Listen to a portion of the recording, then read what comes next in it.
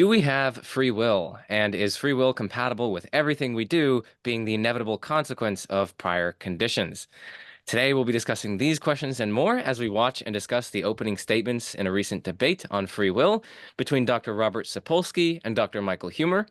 I'm joined by Dr. Taylor Sear, who is a philosophy professor at Samford University and who has done lots of excellent work on topics relating to free will, moral responsibility, divine foreknowledge, and even time travel, which is pretty fun.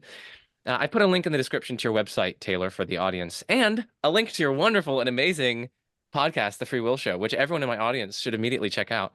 But is there anything that you want to add before we get into some of the philosophy? Well, thanks for having me, Joe. It's good to be back on your channel. And yeah, thanks for plugging the podcast. Um, in spring of 2024, we're going to have probably another 10 episodes or so on assorted topics. So for anyone who's interested in just kind of jumping in, seeing what people are working on today, contemporary issues in the free will debate, that's, I think, any episode, they should be able to just jump in. They don't have to listen to any earlier ones. But the first couple seasons of the podcast provide a kind of overview of the free will debate. And sort of big news for our podcast, we're turning those first couple of seasons into a book with Oxford University Press. So hopefully that'll come out in 2024. We'll see. We've got some proofing to do before then. The other thing I'll plug really quick, excuse me, is with Andrew Law and Neil Tognazzini, I recently co-edited this Festschrift set of essays in honor of our advisor, John Martin Fisher, who's one of the kind of leading figures in the free will debate today. So that's called Freedom, Responsibility, and Value, Essays in Honor of John Martin Fisher. And I'll probably bring up his name later as we talk through. He's recently engaged in a couple different ways with Sapolsky's work, so I'll probably refer to him again.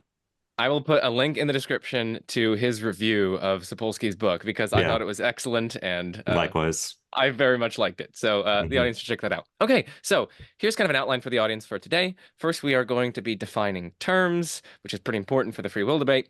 Then we're going to be looking at Sapolsky's opening statement, after which we're going to be looking at Huemer's opening statement. Let's get into the key terms.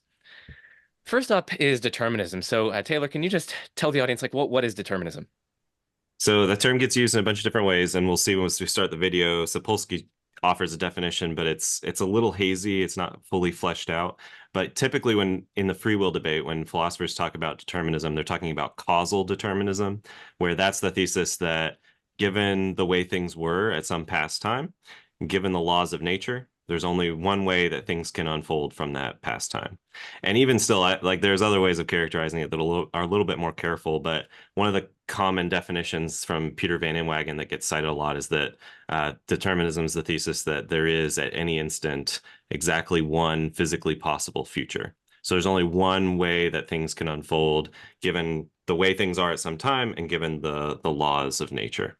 So that's the idea. And yeah, so some people think if determinism is true, then what we do is the inevitable consequence of the way things were in the distant past, long before there were any human beings, together with the laws of nature.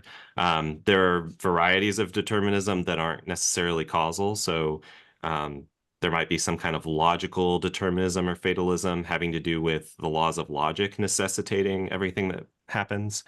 More commonly discussed than that is the problem of sort of theological or divine determinism, where something about God's knowledge, or more typically God's choices, intentions, or decrees settle a unique future or make inevitable one future. So there are lots of determinisms in the free will debate, but usually people are talking about causal determinism, where it's the laws of nature that are sort of necessitating the future. And that's the sense of determinism that Huemer and Sapolsky are interested in. Awesome. And then the next term would be free will. And this, of course, everyone means something different by free will. But Yes. can you just take us maybe a little bit about how philosophers, in particular within the free will literature, understand free will? Yeah. Yeah, even there's some disagreement about how to use the term by philosophers. So what most philosophers do, and which is helpful, is they at least say what they're meaning by the term so that there's no kind of verbal dispute or talking past each other. At least that's the goal. So often colloquially we talk about having free will when we talk about things being up to us or some things being a matter of our choice. Philosophers are usually interested in an adjacent concept of moral responsibility. So having free will is a matter of being in control of what you do in such a way that it could be, your fault when you do something wrong, or, you could be praiseworthy when you do something good. That's the sense of control or freedom that we're trying to capture with the term free will. At least that's what a lot of philosophers think. So one kind of recent and helpful development in the free will debate, just in the last 40 or 50 years, is that most philosophers have started tethering the term free will to the concept of moral responsibility. That way, you can disagree about what's required for moral responsibility and so what sort of free will requires, but we're at least all talking about the same sort of issues. There are also other ways, as you said, but I just think it's important to kind of lay that down. The Hmm. basically free will as the ability to control our actions in a way needed to be morally responsible for them. I think that's just an important way that philosophers, it's a pretty dominant understanding among philosophers, at least working on free will. So I wanted to Yeah. get that across for the audience. And Yeah. then another crucial distinction is that there are two kind of different, at least maybe kinds of freedom or senses of freedom that are at Hmm. issue. A lot in free will debates, and that's kind of like leeway freedom versus sourcehood freedom. Sometimes they're called different terms. Hmm. But can you just take us like what is this distinction? Are these different senses of free will? I'll turn it over to you. Yeah. So leeway and sourcehood are good key terms, and I think this is very helpful for understanding different positions in the free will debate today. So start with leeway. Leeway freedom is like leeway in the sense of there being genuinely available alternatives to what you do. So you could go this way with what you choose, or you could go this way. It's like this is owing to John Martin Fisher's example, but it's like walking through a garden of forking paths, and it's up to you whether you're going to take a right or left turn at this junction. And then, depending on which choice you make at that part of the garden, right, you'll come to another fork in the path later. And life is like that. We have various choices. We can perform, various actions from among a set of alternatives to it. That's the idea of leeway freedom. Some people think that's it. What it is to have free will is just to have leeway in our behavior or in our choices. So it's something like having the ability to do otherwise or having genuinely open alternative possibilities, something along those lines. Um, there are others who think, and these aren't necessarily kind of incompatible with each other. There are others who think that free will is about being the source of your behavior. So to say that, I acted freely when I chose uh, to brew coffee this morning instead of tea is to say that that was really up to me. That was my choice. It wasn't something that, happened randomly or that I didn't have any kind of say in. It was my choice. And then the action that followed was my action.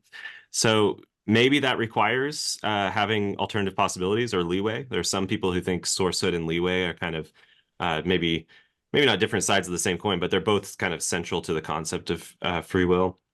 But there are others, and this is one of the key debates in the contemporary free will literature is there are other people who think that, well, you could have free will, it could be up to you what you do, and that doesn't actually require leeway. It doesn't require having the ability to do otherwise.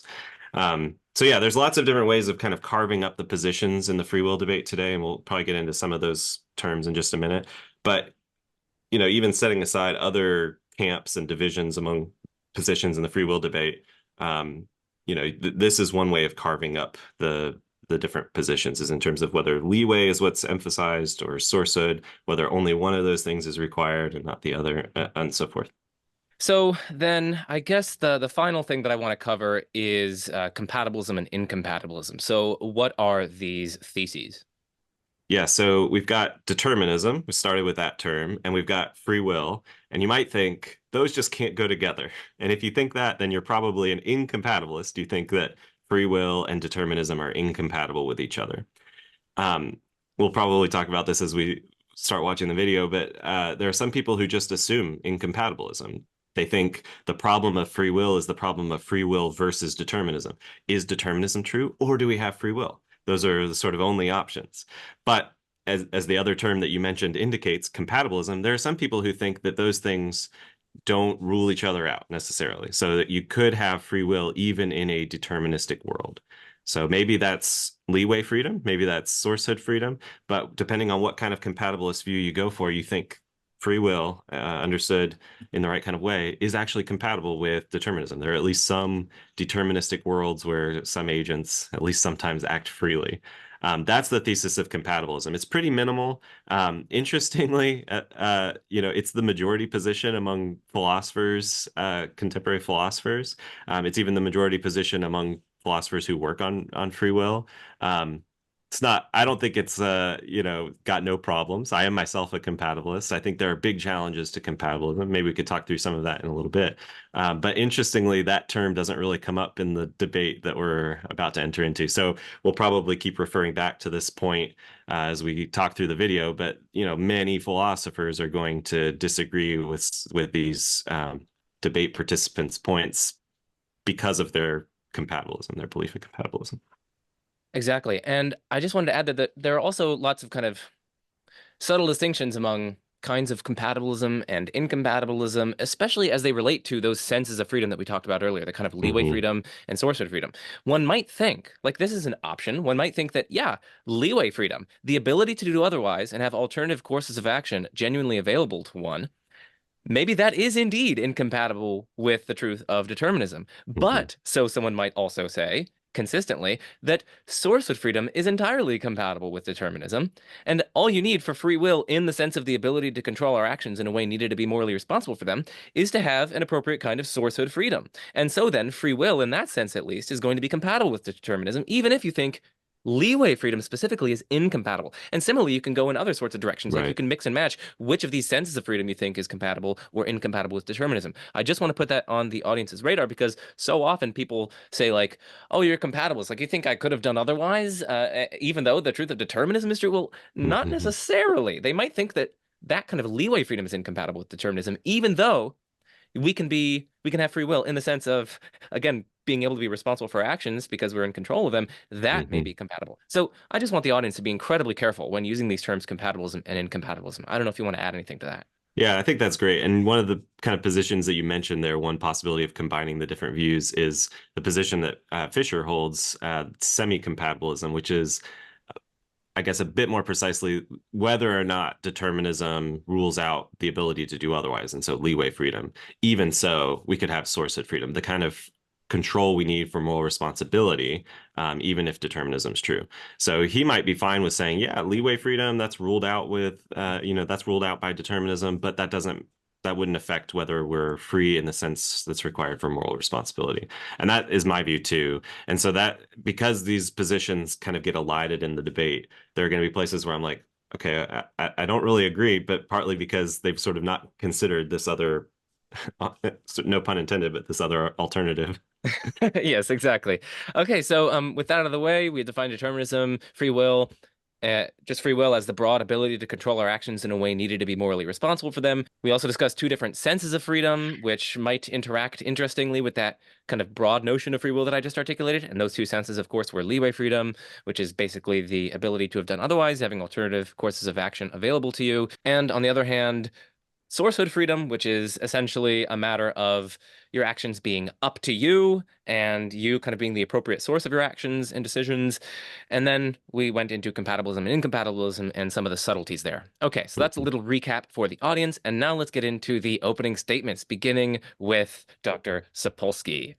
This seems like an ideal way to start off because I could not imagine a starker contrast in views about the world between me and Mike.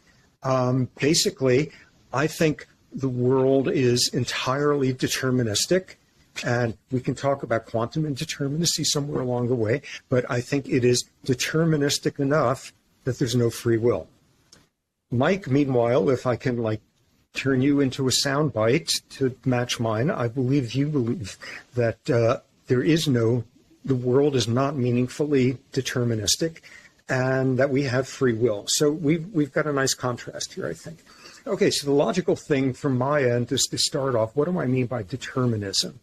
And using sort of a somewhat classical version, something happens, and we ask, why did that happen? And recently, scientists, and by recently I mean in the last 500 years or so, recently scientists have figured out the answer. This just happened because of what came before. And that happened because of what came before that, and what came before that, and it's causality all the way down. And again, we can talk about the weird domain of quantum indeterminacy, which is an exception to that, and why I don't think it's relevant to free will. Okay, so this happened because of what came before, and let's translate that into the realm that we care about instead of like asteroids or something, which is someone does a behavior. And it's wonderful and compassionate. It's horrible and appalling. It's ambiguous in between. It's in the eye of the beholder, whatever. And we ask the classic human question, why did that person just do what they did? And one possible answer is because they just exercised free will. And what I would contend, and going through a whole series of steps with it, is they did what they did because of what came before, and what came before that, and came before that. Okay, let me translate this into the world that's sort of meaningful to us mammals and things like that.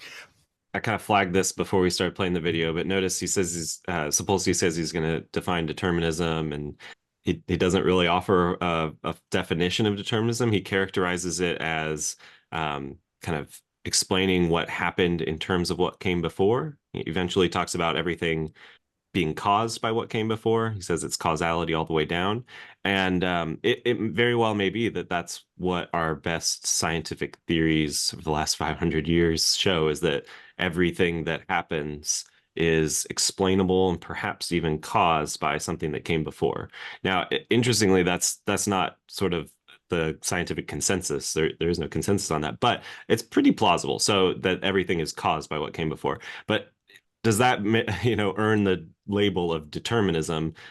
Just about everyone in philosophy would say no, because it very well may be that everything is caused or explainable in terms of what came before, and yet it could be that it's indeterministically or probabilistically caused, right? Maybe there are some deterministic causes where, given this cause, it's inevitable that this effect happens, assuming the laws of nature. But it could very well be that the laws of nature are themselves indeterministic or probabilistic, such that given this set, this cause or this set of antecedent conditions, there's more than one way that things could unfold. Maybe this is 60% likely, this is 40% likely. And either way, whether we go the 60 or the 40 route, what happens is brought about by those antecedent conditions, and so explainable in terms of them. Now, it is trickier to make out, exactly how we should understand indeterministic or probabilistic causation or explanation. Of course, philosophers have wrestled with this and they've spent a lot of time working on it.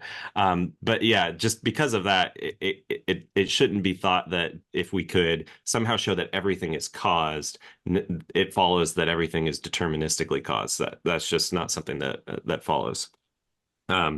Notice also, and I kind of flagged this earlier too, Sapolsky is going to make the case for denying free will, saying that we don't have free will.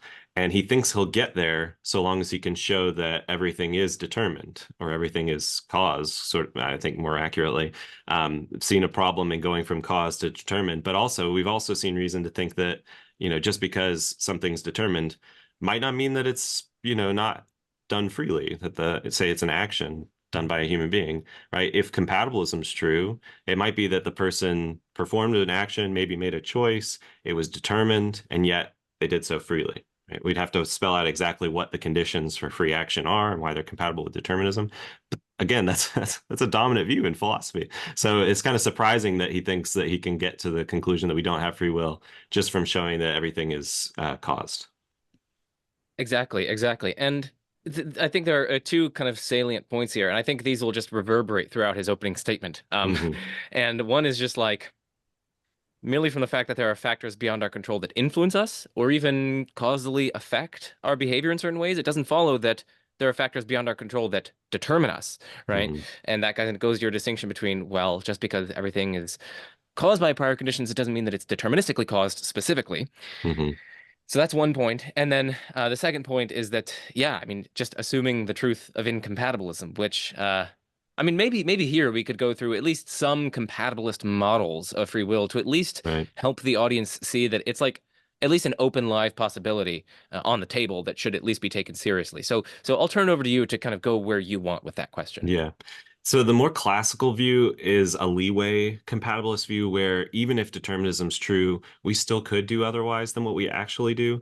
And the way that classically these kinds of compatibilists have tried to spell out how that could be the case, following folks in the early modern period, like Thomas Hobbes and David Hume, they try to show that the ability to do otherwise should be analyzed in terms of certain kind of hypothetical conditionals, right? So like if I had chosen otherwise, I would have done otherwise, right? That could be consistent with me, being determined not to do otherwise. But yet, if I had wanted to do otherwise, or if I had tried or chosen to do otherwise, I would have done otherwise. That could still be true. And so some compatibilists have tried to make sense of the ability to do otherwise in terms of that kind of conditional analysis of abilities or can claims. I think there are big problems for that approach, and there are still kind of different ways of trying to develop it that avoid some of those problems today. So I think that is still a live option. But the other view that we hinted at earlier, John Martin Fisher view, the view that I like is that, well, you don't need leeway in order to be morally responsible. And this makes life a lot easier as a compatibilist because it really does look like determinism precludes leeway freedom. This is where I might agree with both of the debate participants. But on the other hand, I think there are good reasons to think that there's a difference between kind of random behavior or erratic behavior, or like behavior that we might not even want to call behavior, like an action done while a person's sleepwalking that they have absolutely no control over on the one hand, and then behavior that's done for reasons where the agent seems aware of those reasons and is acting in light of them. And I think we could make the distinction between those two classes of behaviors, even if they were all determined. And because I think it really does look like, if you're sensitive to the reasons to do otherwise and to do what you are doing, and certain other conditions are met, you could be morally responsible. I think that's compatible, like that free will in that sense is compatible with being determined. So yeah, I think they're different. I mean, that's even just barely scratching the surface of kind of compatibilist views on offer, and I haven't even spelled either of them out in any detail. But maybe the last thing I'll say here is perhaps it's fine for Sapolsky in the context of this debate to assume incompatibilism because Huemer, his interlocutor, is also going to assume incompatibilism. So that's sort of a shared point. But if we don't sort of flag to the audience of that debate that they're both assuming this massive debatable thesis, in fact, they're assuming the minority position among philosophers on this topic, I think it could be potentially misleading. Yeah, yeah. So I don't have much to add there. I mean, yeah, there are people who think that yeah, maybe leeway is needed for free will in the sense of the control required to be morally responsible for our actions. But hey, that's compatible with determinism because we can understand leeway in terms of like, well, hey, if I wanted to do otherwise, I would. And that's true, even if determinism is true, etc. And there are more sophisticated proposals that talk in terms of like dispositions, and you get all Right. fancy about these can claims, these possibility claims, and how they potentially could be compatible with determinism, etc. But then there's this kind of other approach which says, well, yeah, maybe leeway freedom is indeed incompatible with determinism, but hey, you don't need that in order to have free will in the sense of the control required in order to be morally responsible, because you could still be appropriately reasons responsive. We can still sort of endorse our actions and commit to them, and we can kind of even desire to act upon the desires that we do and so on. So like we can meet all these conditions, which at least many compatibilists think are entirely sufficient for us being morally responsible for Right. our actions. So and that are indeed compatible with determinism. So Right. I just want to like make the audience aware that there are like sophisticated compatibilist models of free will in that broad sense. And so like this is not something that can just be like dismissed out of hand or anything like that. Part of why you made the decision you did had something to do with what was going on in the seconds before that. Amazing finding. Take people, stick them in a room with smelly garbage, and they don't know what's there, but smelly garbage. And on the average, people become more homophobic. And they will explain to you exactly the reason for their stance, and it's the smell in the room. Put somebody in a room where it smells of fresh chocolate chip cookies, they are more generous in economic aims. So that's influencing a decision that we would otherwise have said was about free will. How about minutes before?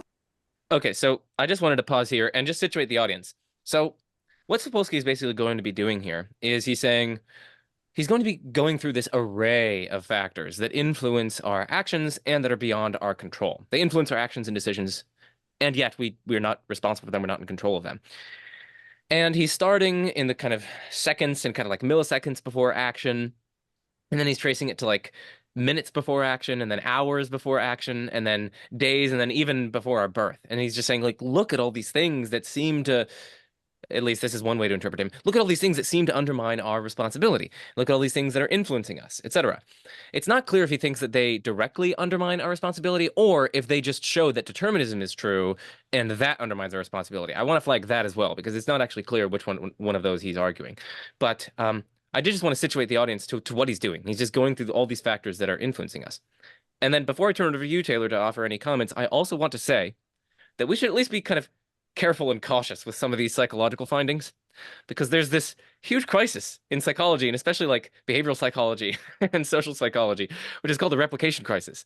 And it basically that a lot of these kind of findings that sound like, whoa, really surprising and really kind of cool and kind of fancy and surprising and so on, actually a lot of them just can't replicate when you actually perform the tests again.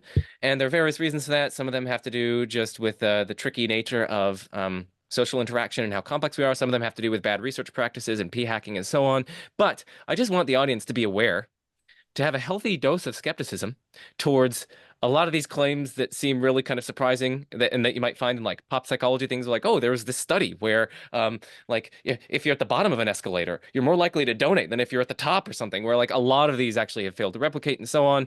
I think there's a healthy grain of salt that should Mm-hmm. be that should be used whenever these kind of findings are put forward. That's not to say that we can't trust science, of course, but Right. we just need to be very careful in trusting science. So I'll turn it over to you. Yeah, I agree. We should be careful. I guess what's even more concerning to me is even if we had no reason to be suspicious about the results of any of the studies, it's not clear to me whether Sapolsky wants to say, given the set of examples that he's given, it must be the case that every human action is similarly kind of causally influenced by things outside of our control.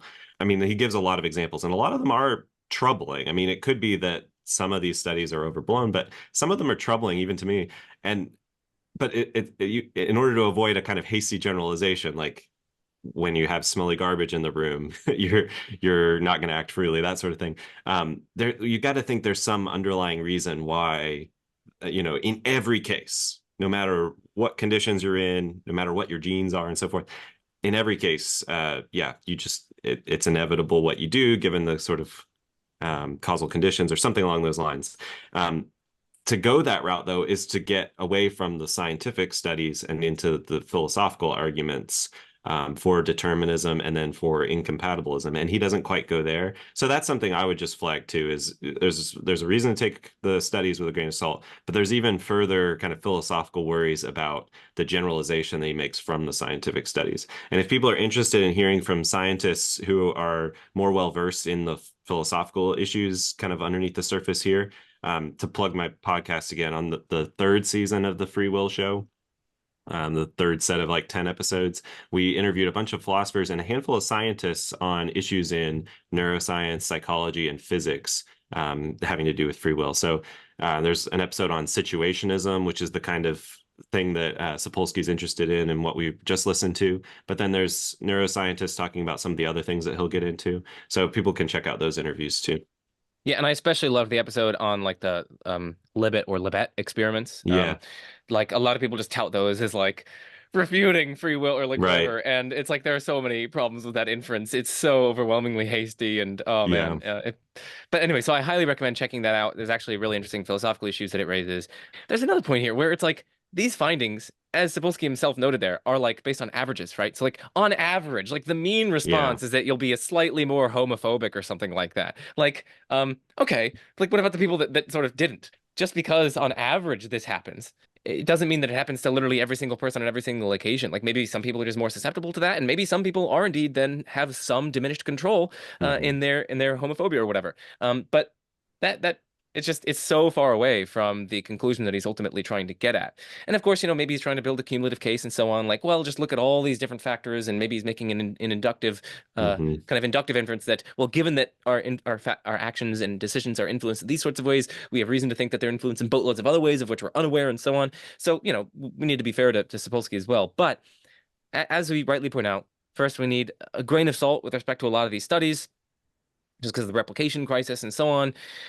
Secondly, it's a pretty hasty generalization to say, well, just because, you're in a kind of a, when you smell garbage, you're a little bit more likely to be homophobic, or if you smell cookies, you're a little bit more likely to be more generous or whatever. We cannot infer that thereby it implies to all different sorts of situations, especially when you're like reflecting on a decision for months and you're consulting advice and so on. Like there are so many different ways that we make decisions and not just these kind of Yeah. these sort of decisions that he's focusing on. So hasty generalization is another one. And then the third point is like, even granting him all this stuff, like it's based on averages, and not everyone is going to fall into that class of indeed being more homophobic upon smelling garbage.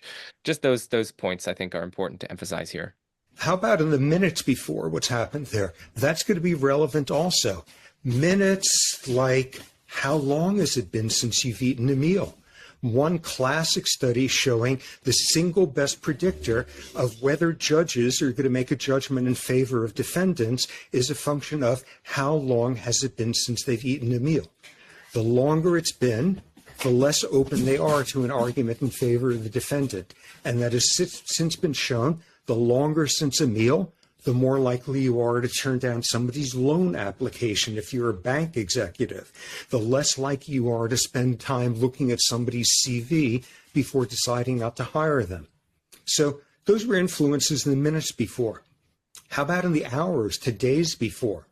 And that's talking about hormone levels and some amazing stuff. If, for example, someone has altered your levels of a hormone called oxytocin and raised that levels, you are now more likely to cheat to help out teammates in some sort of competitive setting. Otherwise, you wouldn't do that. Wow, why did you cut that corner? And here's my rational, free will-ish explanation. And part of it is instead because your hormone levels had something to do with it.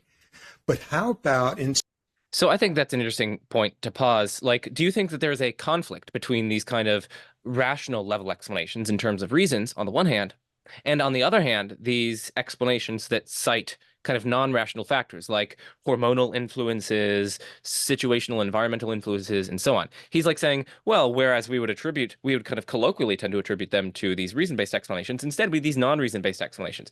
I wonder what you think about him kind of contrasting those. I haven't thought too much about this. I guess I am sympathetic to the point he's making, which is that like if you can show that it's like way more likely that someone's going to act this way rather than another, if you knew, oxytocin levels or something like that, I would start to think, well, maybe what's going on in their head, the sort of reasons explanation we might give for their action is to use a philosopher's term, epiphenomenal. It's sort of this byproduct that's not really doing any causal work in explaining the behavior. Or maybe it's like, an after the fact rationalization of what was going on chemically. I just don't think that that's what we find from the studies, is that we have that kind of overwhelming explanation in terms of, something at the sort of physical and non-rational level. There are other people who think those kinds of explanations just don't compete at all. But I don't know, if you were told, like, if I were to like, up your oxytocin levels, and then it would be basically inevitable that you make this sort of choice, and yet you'd still think I'm doing it for this reason, I think you'd start to worry that that is a kind of, non-causal byproduct. I don't know. What do you think, Yeah, Jim? I mean, I think I might worry. I mean, I'm not sure. Like, I think some of these conditions are simply making certain reasons more salient to us. Like if they make certain reasons more salient to us, we're more likely to act on them and take them into Yeah. consideration and give them more weight in our deliberation and so on. And it can still be on sort of that basis that we perform the actions. So although Yes. there's this tight correlation between the high oxytocin levels or whatever and our performing certain actions, it doesn't seem to kind of screen off the influence of the relevant reasons, or it doesn't necessarily do that. Again, I'm not saying that this is in fact the case. I just need to show that he hasn't proved his case, right? He hasn't shown that it's the oxytocin that's really responsible for it, and that it sort Right. of screens off the reasons. What if here's an alternative possibility that he would have to rule out? What if the oxytocin levels just make certain reasons more salient to us and allow us to kind of have a clearer vision of the of certain reasons that are favoring our actions? Well, then if we go on to then act on those reasons, and indeed having more reasons more salient does indeed make us more likely to act upon them, Right. then we can have a reason-based explanation here, even though it's highly correlated with like the high oxytocin levels. And if your oxytocin levels weren't that high, you wouldn't have acted that sort of way. But that's simply because there's a mediator here, which is the reasons that were made more salient. So I don't know. I have Yeah. I have some skeptical worries about this. Yeah, I think maybe we could add to you can think very clearly control comes in degrees. So Yeah. I have more control than my 6-year-old son when it comes to making ordinary decisions, when it comes to, various skill behaviors. But of course, like something's coming in degrees doesn't mean that it doesn't exist, or that if you were to have less of it, you wouldn't have it at all. And it might be that free will, I mean, a lot of people understand that in terms of the control required for moral responsibility. Maybe free will itself comes in degrees. And so the factors that Sapolsky's citing here might mitigate or reduce freedom to some extent, but that doesn't mean that we don't have free will. Right. I think that's another really helpful point. And I mean, just think that's another element of sort of hastiness in his case. Like, even like, I think the best case scenario for him is like, yeah, all these do seem to at least diminish our control in certain ways. Mm-hmm. Like, maybe we should revise our views and think that we're less in control than maybe what we ordinarily think. But that doesn't mean we're totally not in control and that our blaming and punishment practices are never justified and so on. We can't get to the no free will thesis on the basis of this sort of reasoning. Right. And yet another thing here, again, I want the audience to keep in mind that like a lot of the things that he's citing are still just averages and so on. Like, even though that you will be able to find the people who have the higher oxytocin and yet don't do the thing in question, right? Again, keep in mind the thing about averages. Keep in mind the thing about hasty generalization. Even if this applies to certain cases where you have oxytocin levels being high and so on, doesn't follow that that's the case when you have kind of normal oxytocin levels and in other sorts of domains, especially when you're thinking about going to a certain school and you've been deliberating about it for months and you've Right. sought advice and so on. Like, there's so many different actions that we perform and so many different conditions that it's just very hasty to kind of generalize. But instead, in the weeks to months to years before, and suppose you're a cop and you've gone through some sort of trauma in the past and you have PTSD, and as a result, your brain works differently. A structure in your brain called the amygdala has changed its function, and we can even describe down to the level of molecules how that has happened. And as a result of that, you look at somebody who is holding a cell phone, and in under a tenth of a second, your amygdala is more likely to decide that that's actually a handgun, and you pull the trigger. And we all know the relevance of that to everyday life.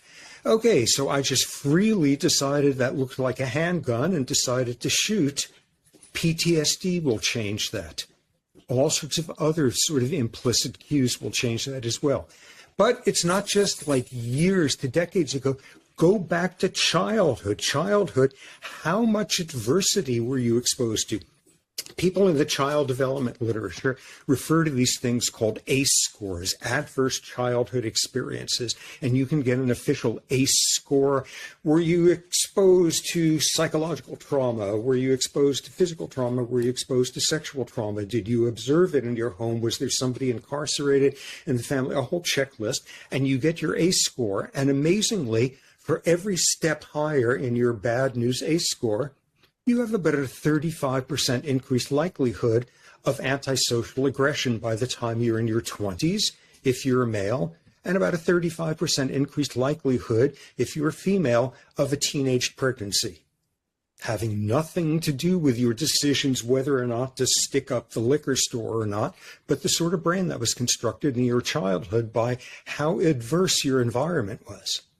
But we can push it even further back. There are cases where, given really unfortunate circumstances in someone's childhood, when we hear about the trauma they faced, how their parents treated them and so forth, it might be that we feel ambivalent about their, say, bad behavior as an adult. There's a famous case of this discussed by Gary Watson, the case of Robert Harris, where he committed some seriously egregious crimes. And when you hear about how he did it, what he said afterwards, the manner in which he did it, you're appalled, you feel indignation, you blame him immediately. But then you hear about the way that he was treated before birth and after, and you hear how his unfortunate circumstances it seems like it shaped the life that he would then go on to live in a way that seemed like it was outside of his control. And so we feel like, well, maybe it wasn't his fault that he ended up becoming like this and then therefore doing these really bad things. Yeah, we feel a kind of ambivalence about Robert Harris.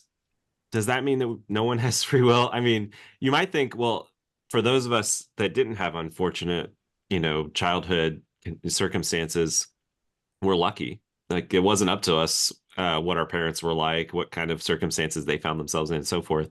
Um, and so, yeah, it might be partly a matter of luck whether we have those circumstances or not, and whether we're able to kind of control our behavior later on. So even if Sapolsky's right about certain cases, like maybe like Robert Harris's case, undermining freedom, it wouldn't follow that everyone lacks freedom. So I guess that's the thing I'd point to there. And this is another place to maybe mention the degrees of freedom thing. It might be that Robert Harris has no freedom; it's totally eradicated by his circumstances, like he just never becomes a morally responsible agent. But it might be that he played some role himself, and maybe to a lesser extent shaped his character, had some responsibility for his choices. There's room for that kind of mitigated approach. So that's what I would say about cases like the one Sapolsky's referring to here. I don't know all the details about the specific case that you mentioned, but like that's the approach that I would be inclined to take as well for a lot of these cases. I do think it's very implausible to say that they have as much control as someone who is like, like a neurotypical agent like you and me and so on. Yeah. I think it's far too hasty then to go on to say that, oh, no control at all or something like that, or Right. no free will at all. Like, it's just, we cannot praise or blame in any way, shape, or form. Like, or there's just, I just find that implausible. But again, I'm not saying that that's for every single case. I mean, sometimes people have like a literal like hemorrhage in their brain or like some sort of cancerous growth, which is like pressing on something and like genuinely making them go like insane and then go like shoot Yeah. up a place or something. Like that's a case where it might very well be plausible that they have no control whatsoever. Right. But in some of these cases where it's like a long drawn out childhood and various other kind of decision points that the person was partially shaping their character in certain ways and partially not, like it seems plausible, at least to me, that they will indeed have less control, but that doesn't mean no control. Right. So yeah, I think that's a good point. Back. You've just made a decision which you attribute to the free will, and part of what occurred instead was your fetal life. What happened when you were a fetus? If your mother was highly stressed during your fetal life, unless you were exposed to high levels of her stress hormones, that's going to change the functioning of your brain in adulthood, having all sorts of things to do with how readily you see threat, how prone you are to anxiety. A finding that should have people rioting at the barricades. It's so outrageous. Imaging techniques have gotten to the point where you could image a fetal brain, and by the time you're a third trimester fetus, the socioeconomic status of your parents, of your mother, is already influencing the size of your brain. But even further back, genes don't determine anything, but genes modulate circumstance. Here's a totally cool one. There's a gene having to do with the vasopressin receptor. And if you have one particular version of it, it doesn't change male behavior normally. But if you are in a stable monogamous relationship, it makes you decrease the distance that you stand between you and someone else who seems sexually attractive. You stop remembering that you're in a monogamous relationship. You're more likely to do that. But further back, culture like 2 generations ago, in China, half the country are rice farmers and develop collectivist cultures. Half are wheat farmers and develop individualist cultures. And if your grandparents were from either of those backgrounds, that influences the likelihood of you having invented something and filing for a patent. You having gotten a divorce or remained steadily in a relationship for your whole lifetime. But further back than 2 generations, look at somebody now and they make a decision where we would assess how xenophobic are they being about immigrants. And part of what goes into it is 400 years ago, what was the infectious disease load of their culture? Because if they descended from those people who had to worry about how infectious outsiders were, they've created, and you were raised in, a culture that was more xenophobic.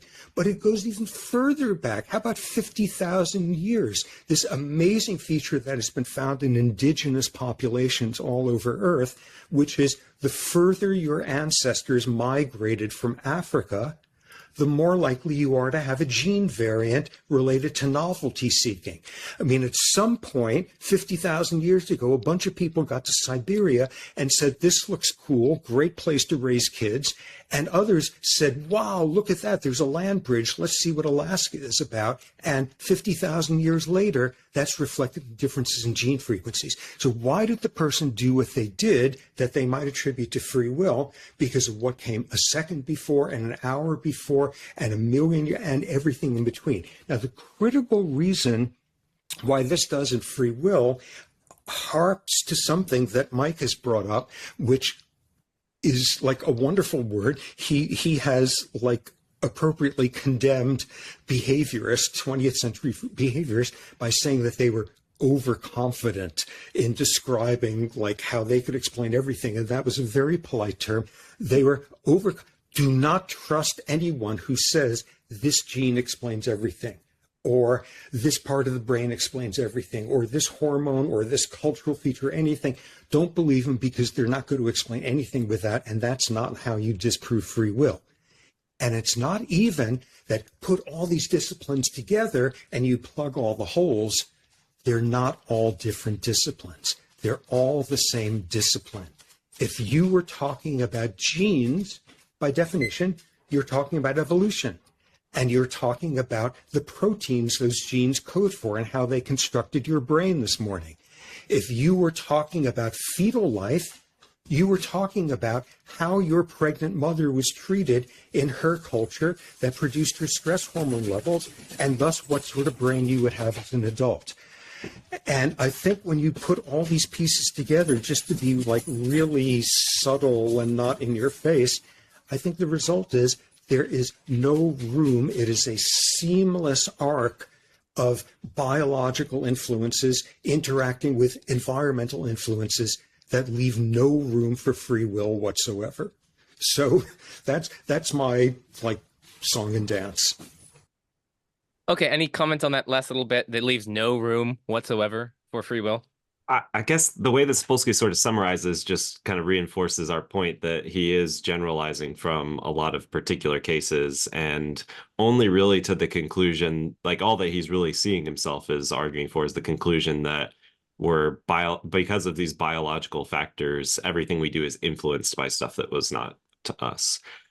Does that amount to determinism? Well, I'd say no. And I think all the philosophers who he might ask would also say no. But also it's not clear that he's given enough reason to accept that conclusion anyway. So that's sort of my summary response. Yeah, I agree. We haven't shown that determinism is the case. And even if we have, he has simply assumed incompatibilism, which is another major thing, right? So like there's this huge area of the free will debate that we're just like assuming is not the case. And indeed, it's a majority position, as you mentioned. We already covered the points about like hasty generalization and whatnot. So I think that suffices for Dr. Sapolsky's opening statement. And now for the very juicy opening statement of Dr. Michael Huemer. So before we get into that, I did just want to emphasize, even though I'm going to be very critical of Michael Huemer going on, I very much appreciate his work. He's been on my channel. He's done a massive service to public philosophy by making all these appearances on YouTube channels and podcasts. His books are excellent, and I highly recommend that everyone in my audience pick them up, especially Knowledge, Reality, and Value. I would hold it up, but I left it at my dorm room at Princeton. So it's a very excellent... Yes, it's a very excellent introduction to philosophy. It's my favorite.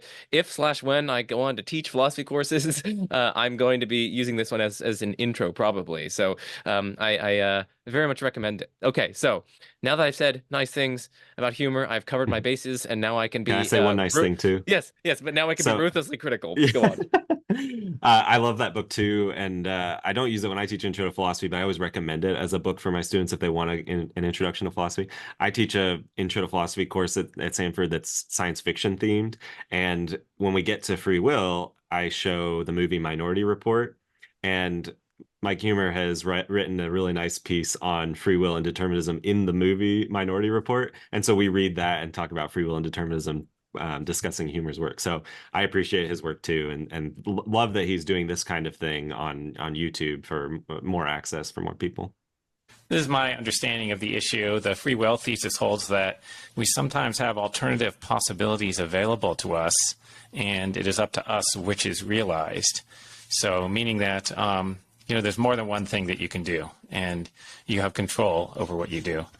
Hard determinism, so I will refer to this as determinism. Philosophers distinguish between hard and soft determinism, but I'm not going to talk about soft determinism because it's not Sapolsky's view. So hard determinism is a view that there's only ever one possibility, which is determined by the laws of nature and the initial conditions of whatever system we're talking about. And so a person doesn't have multiple things that they can do. So first, the terminology, hard and soft determinism, it's worth flagging that almost no one in philosophy uses that terminology anymore. Sometimes teaching old papers in the free will debate, we have to refer to them because they used to be more common. But yeah, hard determinism is something like determinism is true and we don't have free will, and maybe because of determinism. Soft determinism was a sort of old version of compatibilism, which was compatibilism plus the thesis that determinism is true. But nowadays, many compatibilists, the vast majority of them, don't take a stand on whether or not determinism's true. They just think if determinism is true, that wouldn't necessarily rule out free will because those things are compatible. Because a lot of interpretations of quantum physics in particular is indeterministic. It seems safer if you're a philosopher and not a scientist to not take, a scientific, empirically falsifiable thesis on board that you don't have to. So as long as indeterminism is no threat to free will, compatibilists can be what they're sometimes called super compatibilists. They think free will is compatible with determinism and with indeterminism.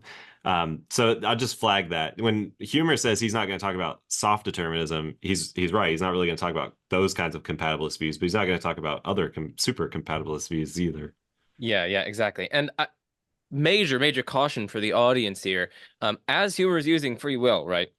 He seems to be using it to refer to having both leeway freedom and sourcehood freedom, okay? As he is using free will here, you have to have leeway freedom, so you have to have alternative possibilities open to you. You could have done otherwise on a given occasion of acting.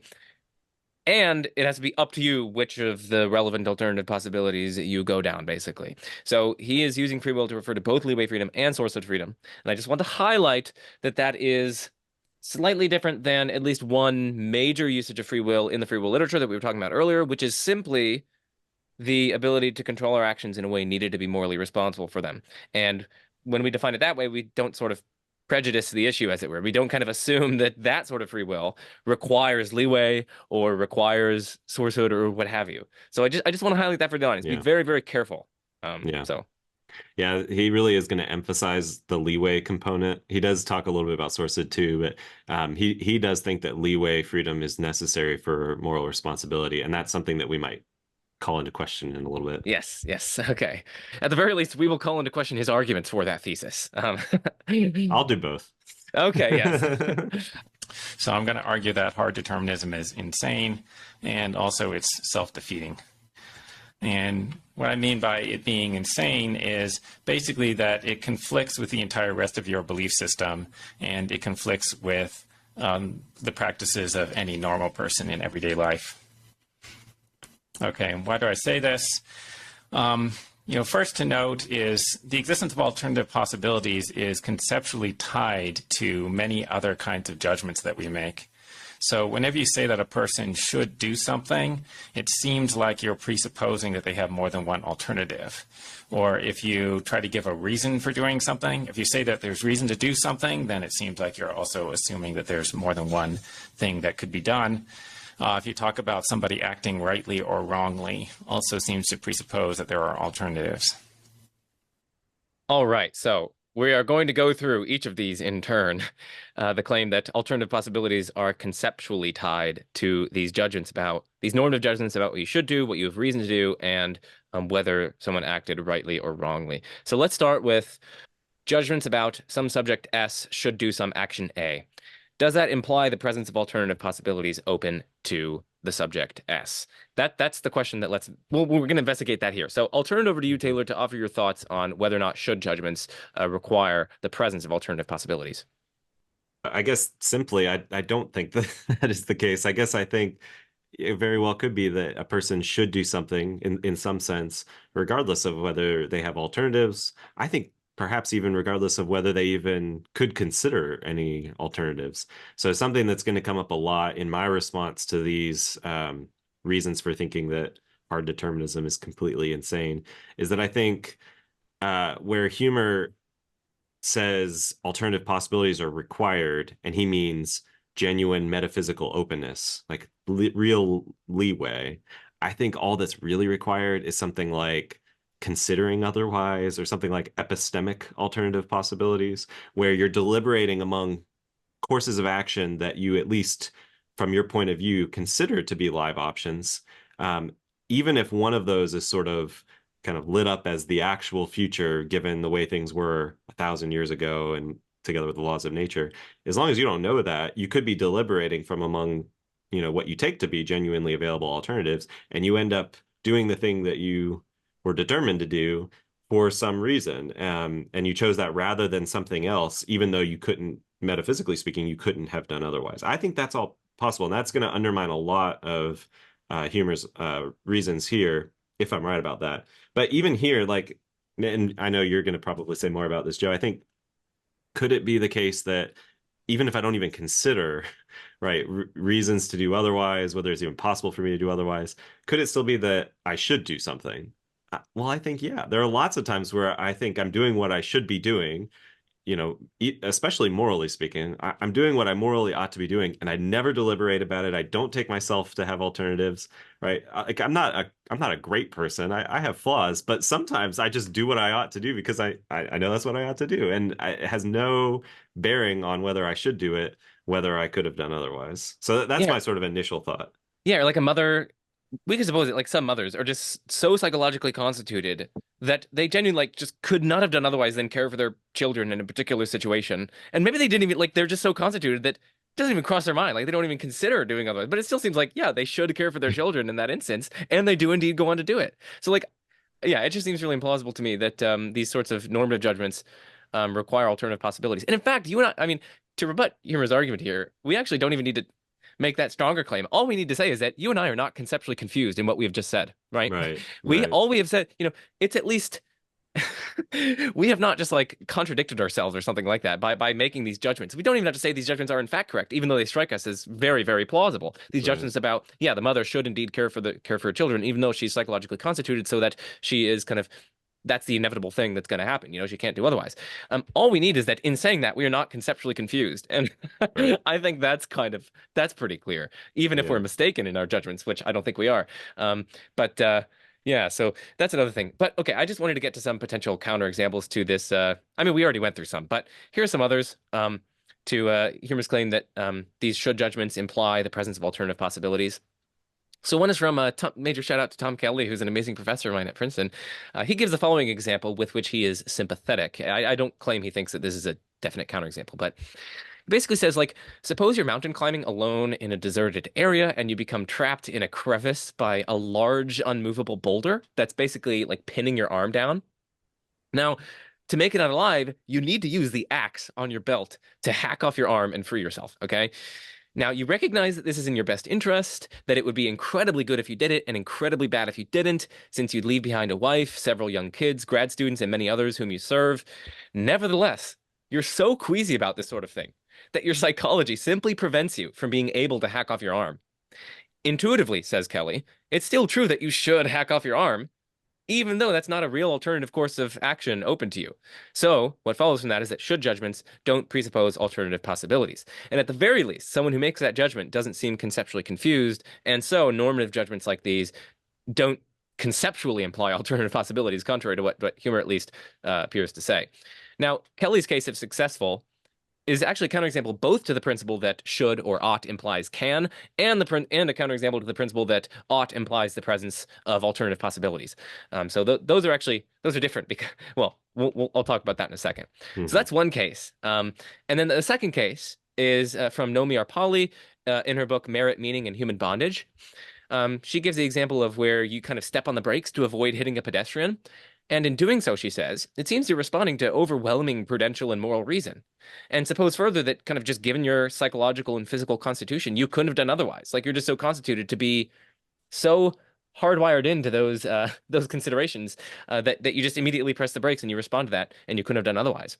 Now, according to Arpali, She says you are pushed to action by the very fact that you have these overwhelming reasons. Yet we do not deny that you ought, morally and prudentially, to step on your brakes. And of course, this is not a counterexample to the principle that ought implies can, since it's a case in which someone ought to do something and actually does the thing, and so clearly Right. can do it, right? But if successful, it is a counterexample to the claim that ought implies the presence of alternative possibilities open to the subject. Right. Okay. So that's kind of my take on that. I don't know if you have any things to add.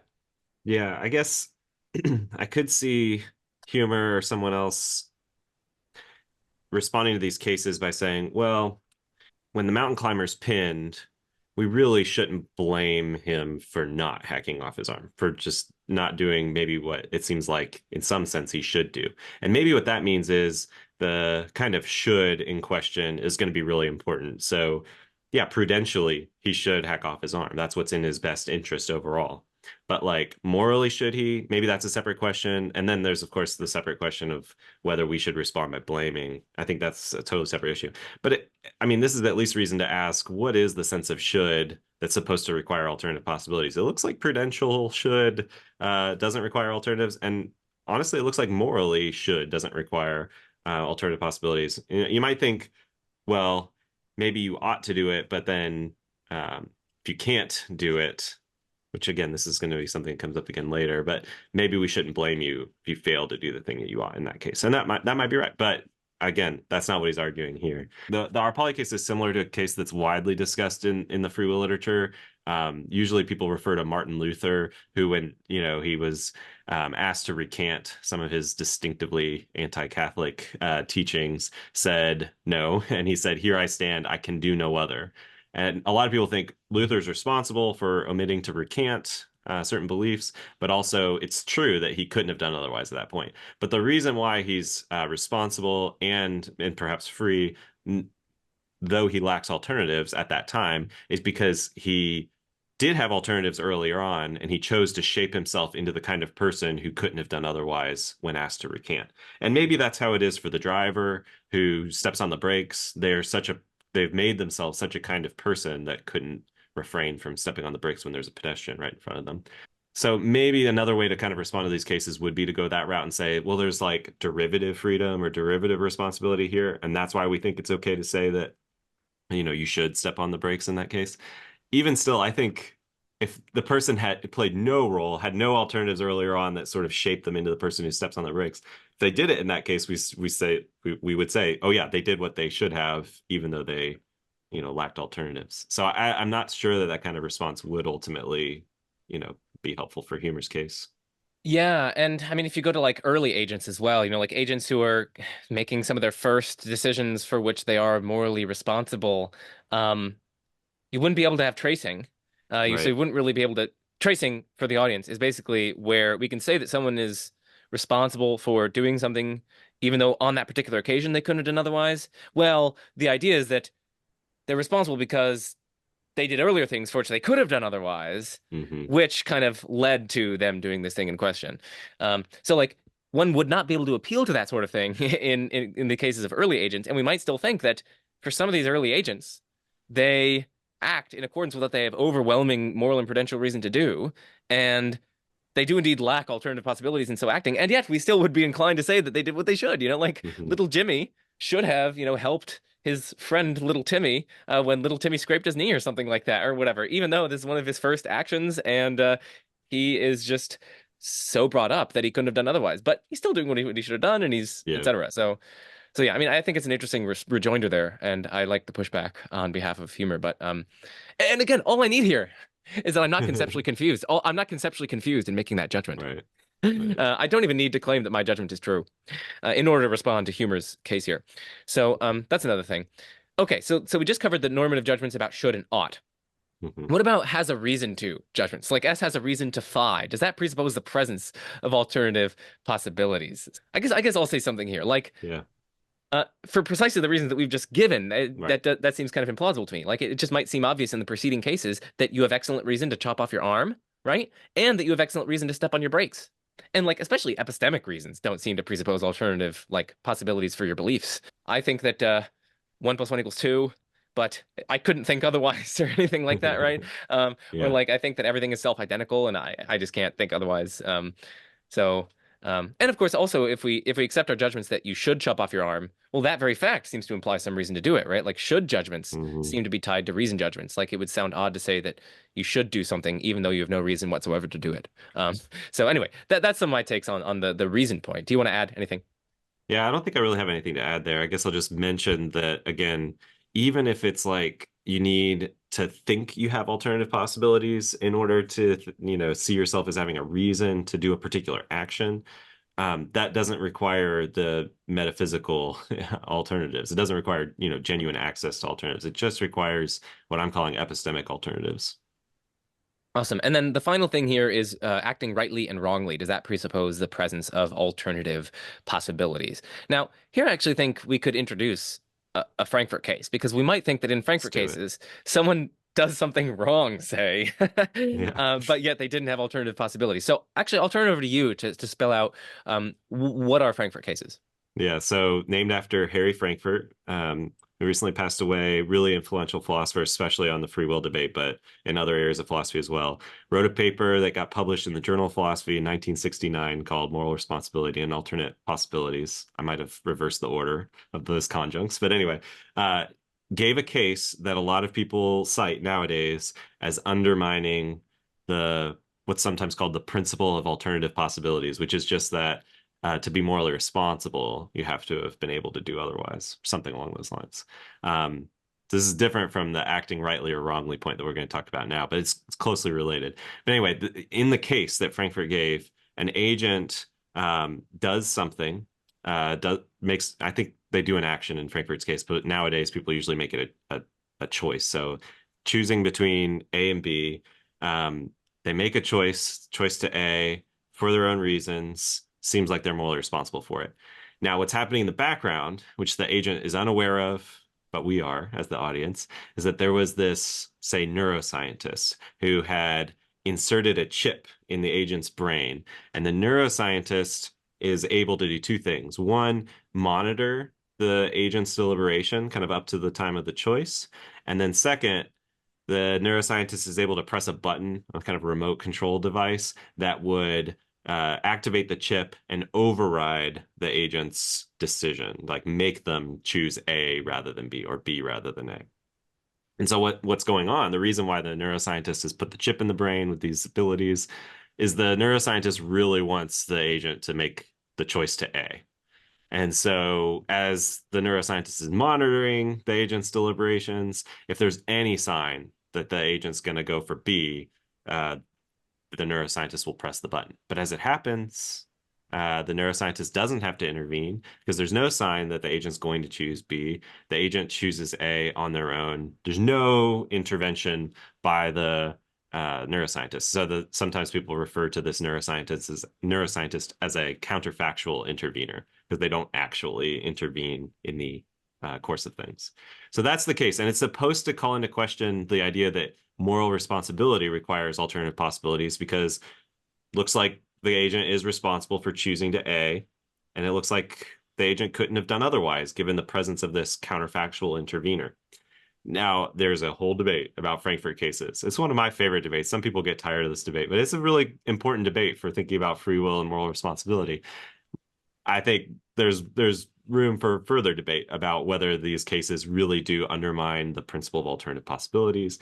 But at the very least, they show that you could have this semi-compatibilist view or this view that emphasizes source freedom, takes it to be compatible with determinism, even if determinism precludes leeway freedom. So I really like Frankfurt cases because I think they're compelling and they make my life as a compatibilist a lot easier, to use a phrase from Carolina Sartorio, who's done a lot of work defending Frankfurt cases too.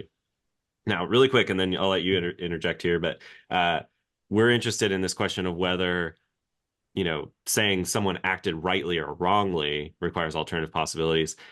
Whether or not you think Frankfurt cases succeed in showing, that PAP, that principle of alternative possibilities, is false, it does look, in that case where the agent can't do otherwise, if that's what's really going on in the case, it's at the very least, it's at least possible to say that they did the right thing or they did the wrong thing. Suppose that choosing to A was choosing I think you had it voting for Lincoln over Hitler, right? So choosing to be would have been choosing, to vote for Hitler.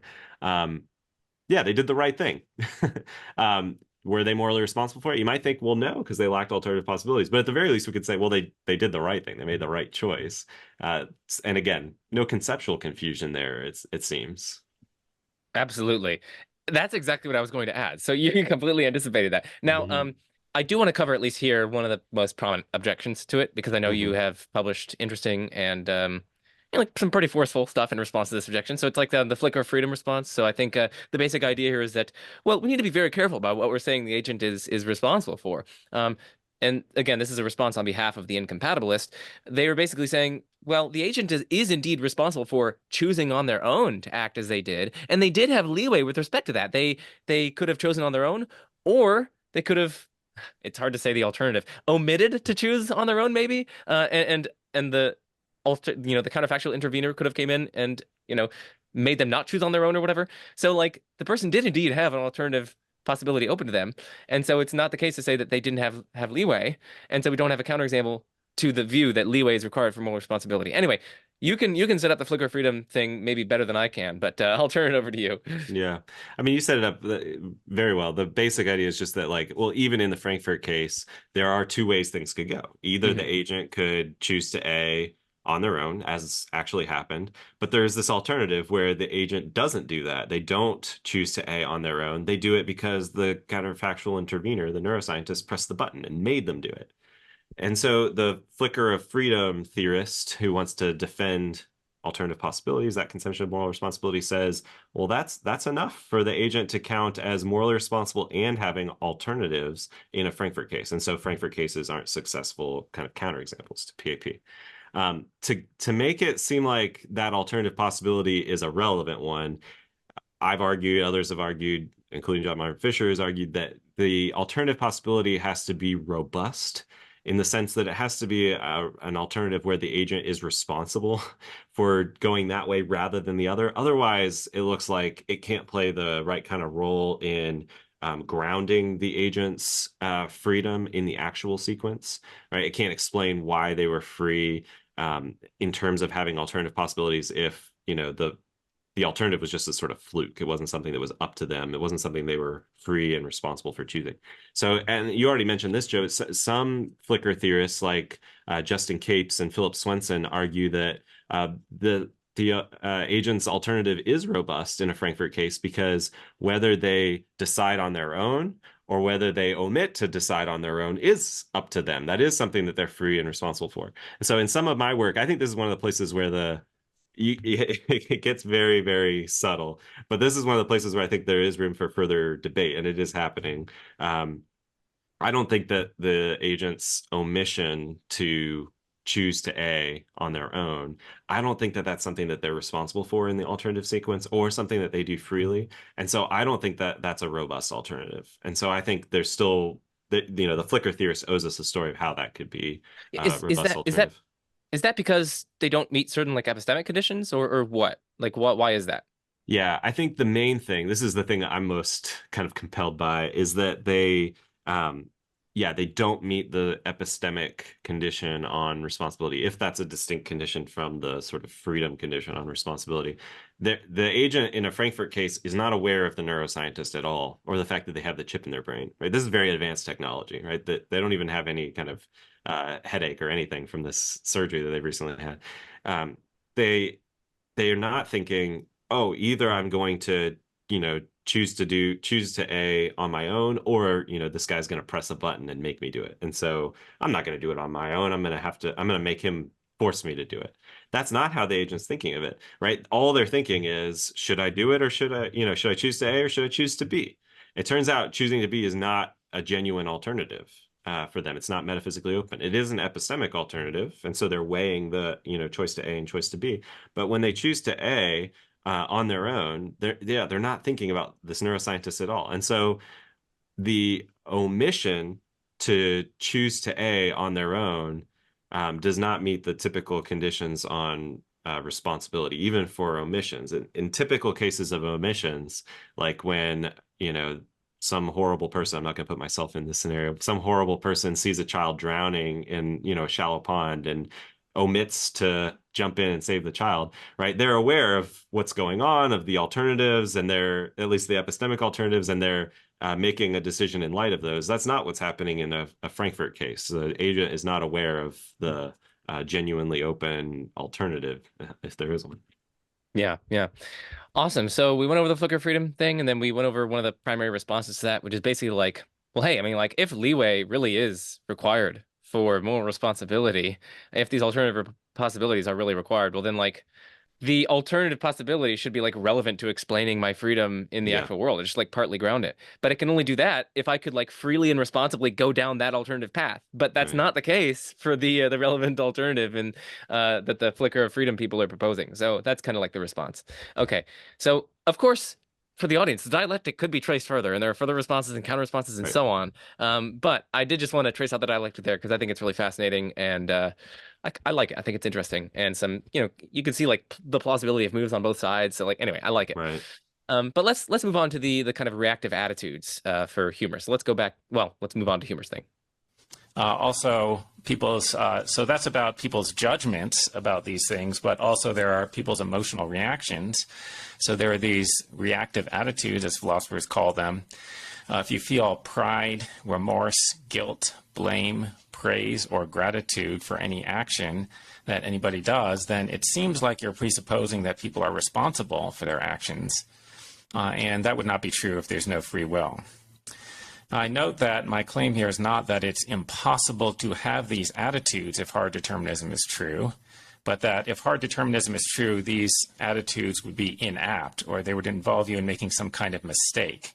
So, in other words, the person who's having these attitudes is assuming that determinism isn't true. What do you make of his claim there?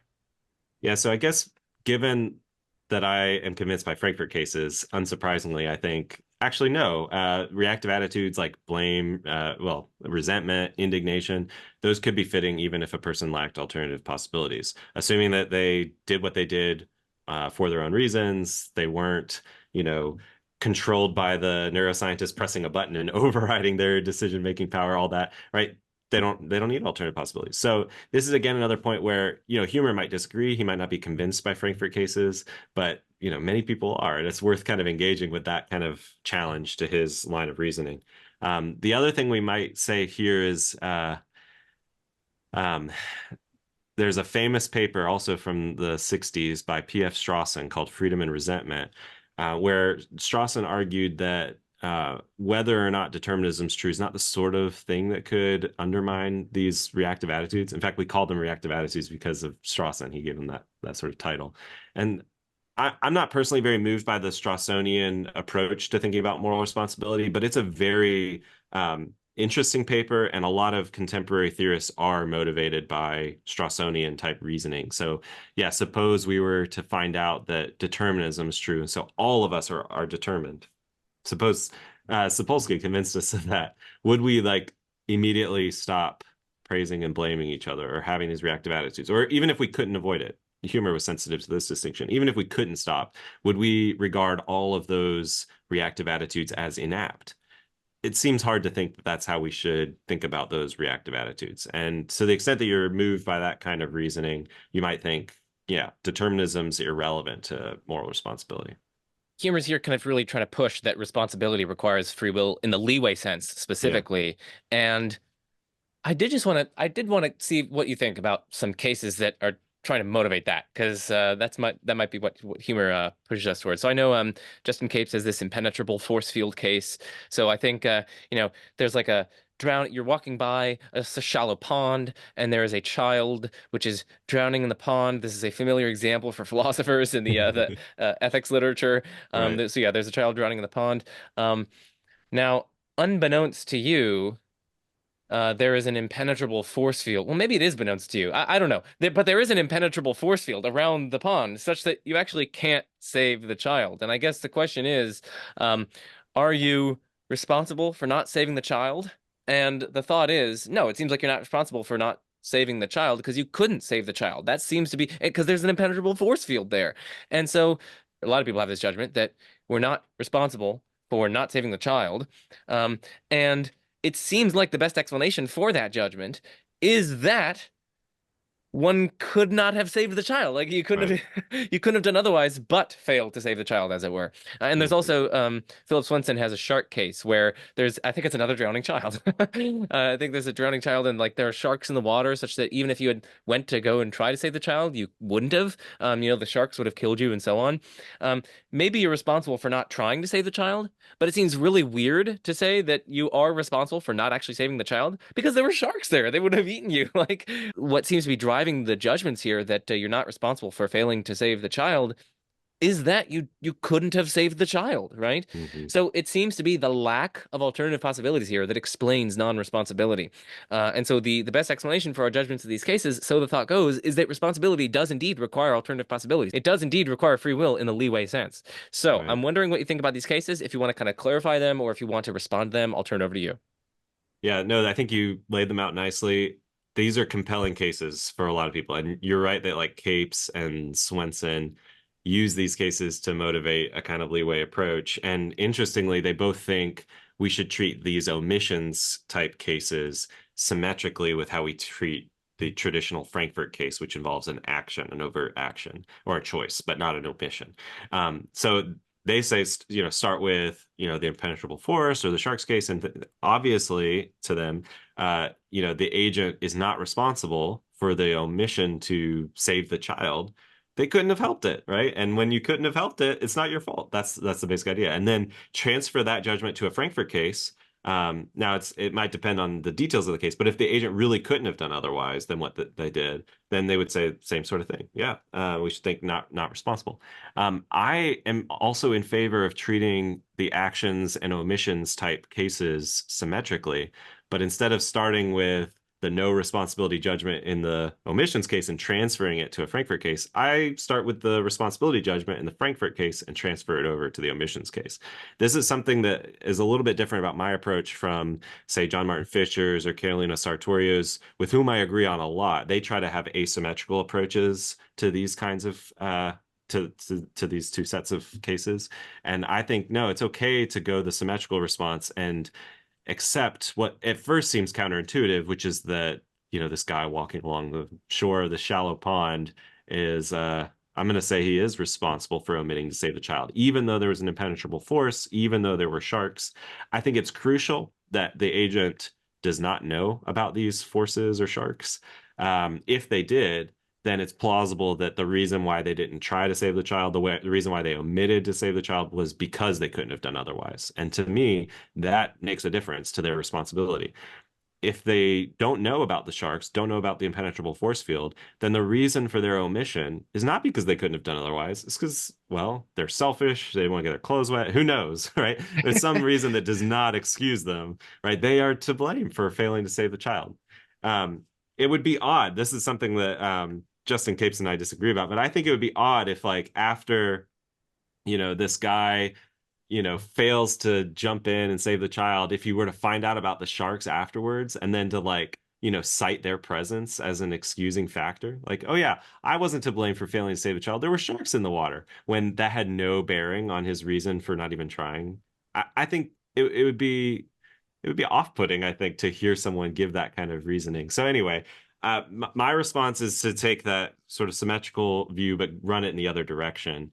Other compatibilists who agree with me that, moral responsibility doesn't require alternative possibilities, they'll want to say something different about these omissions cases. But the trick for them, and this is something that Philip Swenson in particular has done a lot of work to explain, the trick for them is that they've got to explain the relevant difference between the Frankfurt case and these omissions cases. And that turns out to be pretty hard to do. Yeah, that's interesting. Okay, these are some practices that we have that wouldn't make sense if there's no free will. So it wouldn't make sense to reward anybody for anything or to punish anyone retributively for anything. It also wouldn't make sense to ever deliberate about what to do. If you're deliberating about what to do, then you're presupposing that you have alternatives and that it's up to you which one is realized. It wouldn't make sense to give people advice. It doesn't make sense to advise somebody to do something that they can't do. But it also doesn't make sense to advise somebody to do something that they can't avoid doing. If determinism is true, everything is something that you either can't do or can't avoid doing, so it doesn't make sense to ever give anybody advice about anything. Also doesn't make sense to evaluate actions. Now, previously I mentioned that it doesn't make sense to say things are right or wrong, but you can't even evaluate things prudentially or in any other respect, because there's only ever one alternative. So it doesn't make sense to talk about like what alternative should be done from any perspective if there's only one alternative. And just doing things for any reason doesn't make any sense, because again, you can't have reasons for doing something if you don't have any alternatives available. All right, so much there. Yeah. Okay, so we're just going to pause on each one of these. Okay, so the practices that apparently don't make sense if we don't have alternative courses of action available to us. Reward and punishment. That's the first one. I'll turn it over to you. What do you think about that? Does that not make sense if there are no alternative courses of action? I think this largely depends on what we say about the previous point about whether reactive attitudes are ever apt. Because if someone really does deserve resentment or gratitude, then I think practices like punishment or reward are going to make perfect sense. Now, there are lots of complicating factors. It could be that someone's to blame and yet it's inappropriate for us to punish them. Maybe someone is praiseworthy, but like, I don't know, you don't have the standing to show to the reactive attitude or something like that, or to reward or punish. Lots of complicating factors. But again, this is largely going to, like, the reason for thinking that these wouldn't make sense is because we're already convinced that we couldn't be morally responsible. We couldn't really deserve praise or blame if we lack alternative possibilities. And so we've already seen some reason to be skeptical of that. Why don't you talk through the other ones? I think you've thought a little bit more about some of these other practices. Yeah, I mean, just briefly on the reward punishment, the one thing that Mhm. I did want to highlight is that, yeah, he is here, again, assuming that responsibility requires leeway. Now, again, he Yeah. tried to give reasons for that earlier, but, we have sort of discussed those. So it doesn't seem to be an additional independent argument in that sense here. Also, I do think we should at least keep in mind that there are lots of potential justifications for punishment that don't appeal to someone deserving punishment because of Yes, something right. for which they're responsible, right? There are forward-looking consequentialist reasons for punishing, like incapacitating the criminal, which increases our collective safety.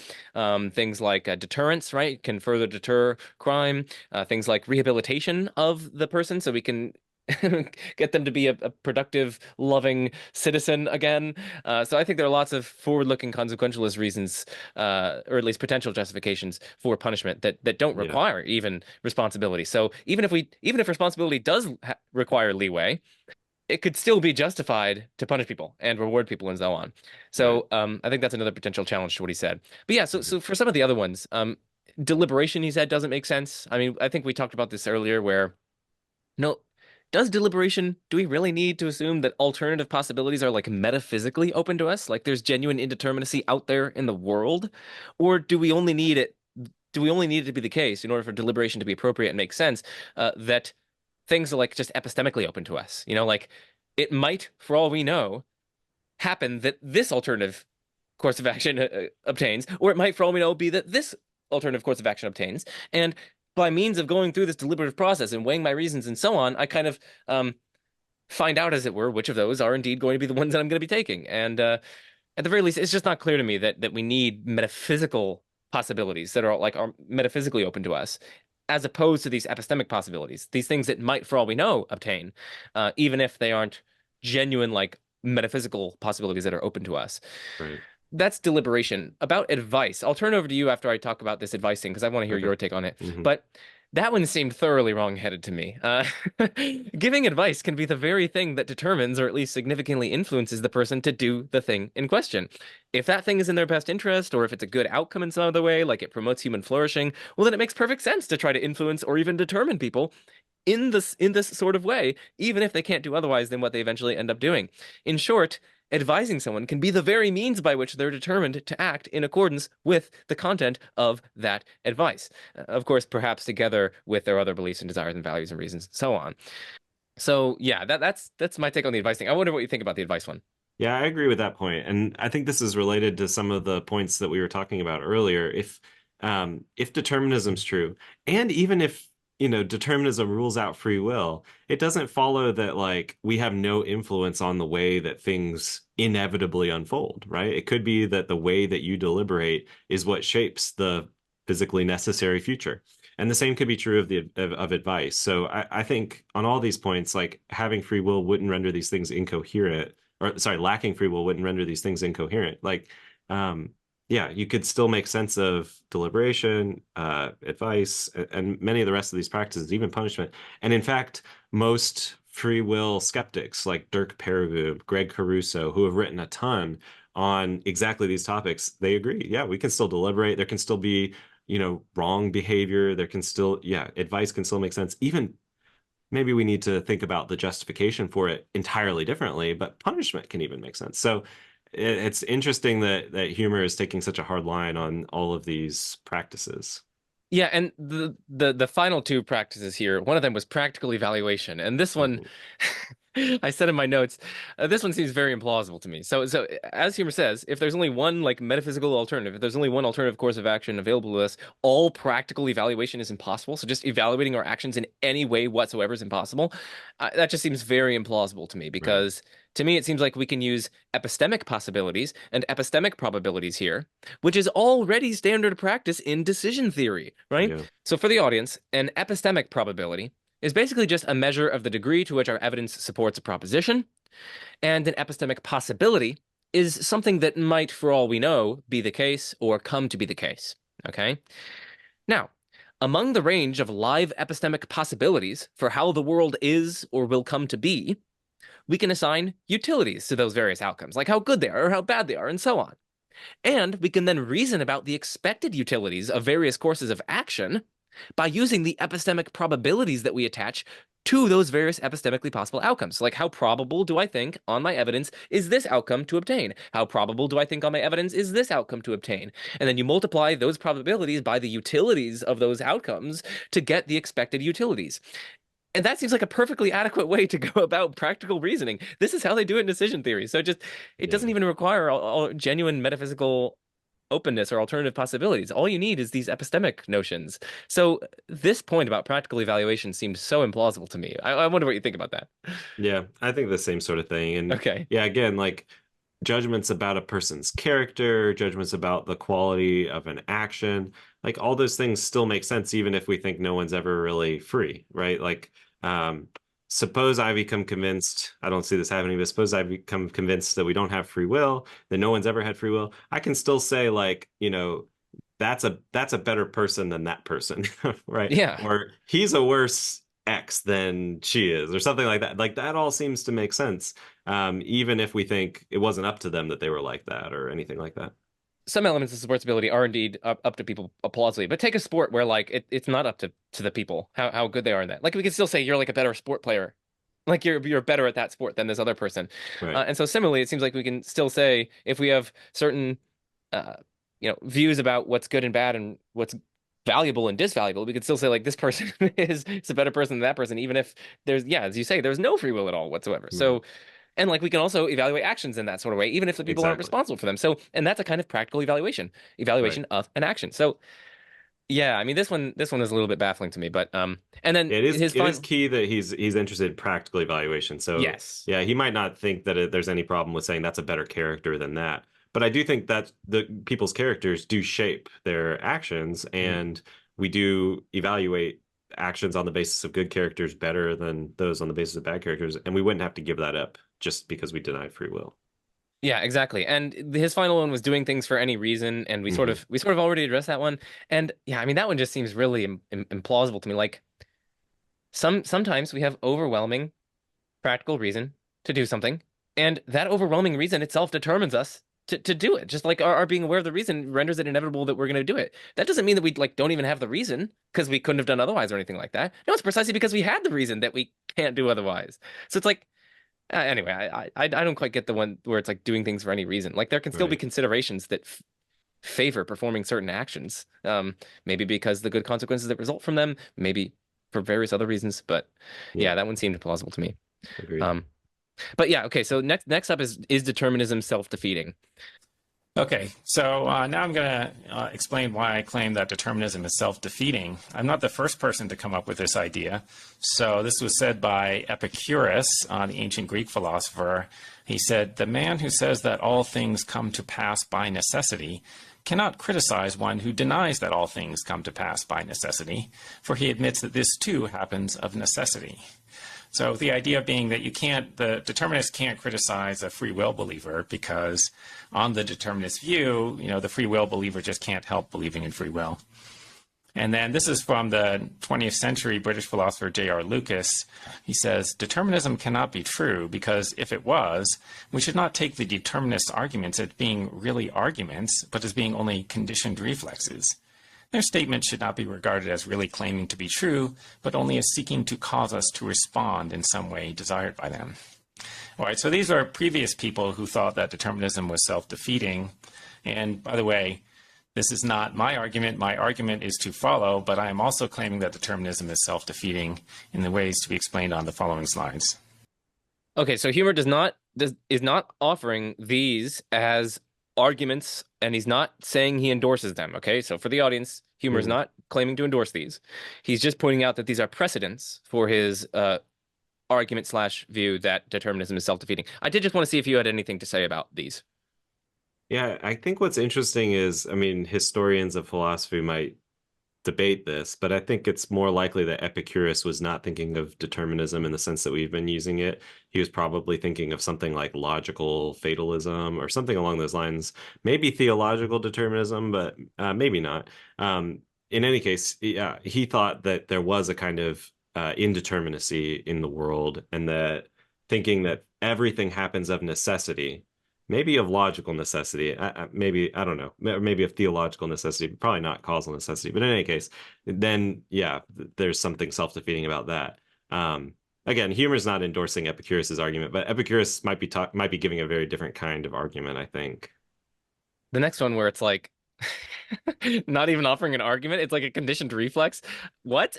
I mean, determinism doesn't imply that determinists don't need to be committed to the view that like our actions aren't really like actions. They're not really like reasons responsive or so on. They're just like conditioned reflexes, like we're just these automata. They're these robots, we're unconscious, and like what? Like, of course there could still be arguments. And of course, I mean, you can still be responsive to reasons, and it's just so implausible. Yeah, and if people are interested in the details there, I mean, it does strike a lot of people as right that there's something weird about trying to convince someone of something, giving someone an argument for something if you think everything is determined. I don't find that weird, but a lot of people do find that weird. I would advise people to read A Free Will Skeptic who disagrees with that kind of argument. Dirk Peribim, who's written a lot on argument and deliberation, that sort of thing, even believing that we don't have free will. Yeah, I mean, well, the point that you just made there, like, it seems to be the same point with advice. Like, advising someone is the very means by which they can be determined to act in accordance with the content of the advice. And giving someone an argument can be the very means by which they are determined to come to believe in the relevant conclusion of the argument. Because let's say they are appropriately responsive to the relevant reasons that you're giving, and the reasons that you're giving are so strong that they just render it inevitable that the person comes to believe the conclusion. What's wrong about that? Like, anyway, I just okay. So again, Huemer's not endorsing these arguments here. Okay, that's for the audience. I just wanted to cover these because I sometimes see this in the popular sphere, and it gets my eyes rolling every time. Yeah. So first, the problem with deliberation. So deciding what to believe about free will and determinism itself is a form of deliberation. But as I previously said on a previous slide, deliberation presupposes free will. It doesn't make sense to deliberate about what to do if there aren't alternatives, or if which alternative is realized isn't up to you. Right? And so that means that just in the process of deciding what to believe about this very issue, you could not coherently decide to accept determinism. Right? You couldn't do that coherently in the sense that you would have to presuppose that determinism is false in coming to decide to believe it, determinism. All right, so what do you think about that? I guess I don't really have anything new to add here. I think for the reasons we've already talked through, deliberation doesn't presuppose leeway. Or at least I think there's good reason to be skeptical of that second premise here. And so I'm not moved by this argument. Yeah, like at the very like when we say leeway, you mean like metaphysical leeway, like Yeah, that's genuinely right. metaphysically possible alternative course Right. of action open to you. Now you're definitely open to there not even being required epistemic leeway. Like you're open to that. But Right. one might think that, well, maybe you do need kind of epistemic leeway. That is Right. alternative epistemically possible courses of action, like quote unquote epistemically open to you, etc. So Right. just want to make that crucial distinction between epistemic leeway and metaphysical leeway. Yes. Um, so yeah, I mean, another thing for the audience at least, I just want to note not that Huemer disagrees with this, but I just want to note that this argument would at best show that one cannot consistently deliberate while also believing determinism, right? Determinism may still be true, and it may still be compatible with moral responsibility. So the argument has limited dialectical scope. Now, again, I think Huemer would grant this, but it's an important point for the audience. As an analogy, right, just like suppose that our aesthetic faculties were wired in such a way that we couldn't consistently use our aesthetic sense and engage the world aesthetically while simultaneously believing that aesthetic value and beauty and so on are subjective, that is, dependent on our preferences or subjective reactions. Even if that were the case, right, it wouldn't show that aesthetic value and beauty aren't subjective, right? It could still be the case that they're subjective. So yeah, I just wanted to make that point. Right. Yeah, that's a good point. Okay, so now onto the argument problem. Okay, here's the problem about argumentation. Um, Arguments are attempts to supply reasons for believing something.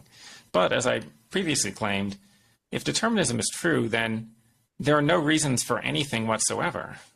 There can't be a reason to do A if you can't do A, and there also can't be reason to do A if you can't avoid doing A. So any argument for determinism is self-defeating.